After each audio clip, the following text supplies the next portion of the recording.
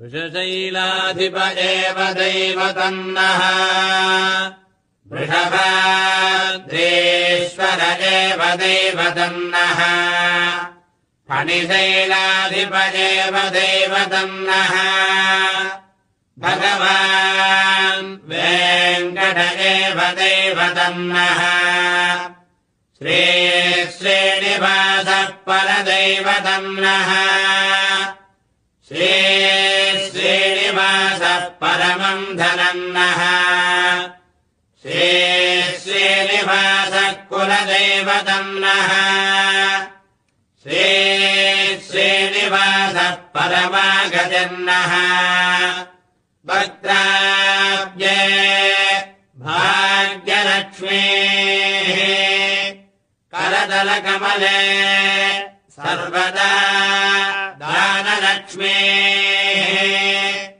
दोर्दण्डे वीरलक्ष्मीः हृदयसलसिते बोधकारुण्यलक्ष्मीः खड्गाग्रे शौर्यलक्ष्मीः निखिलगुणगणाडम्बरे कीर्तिलक्ष्मीः सर्वाङ्गे सौम्यलक्ष्मीः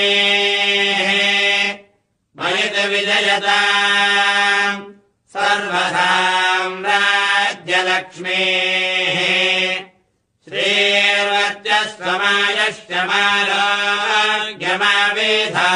श्रीर्वत्यस्वमायश्चमारोग्यमावेधाच्चोभामानम् महीयते धान्यम् धनम् पदम् बहुपत्तलाभम् शतसंवत्सरम् दीर्घमायुः श्रियः कान्ताय कल्याणनिलये निधयेक्षिणाम्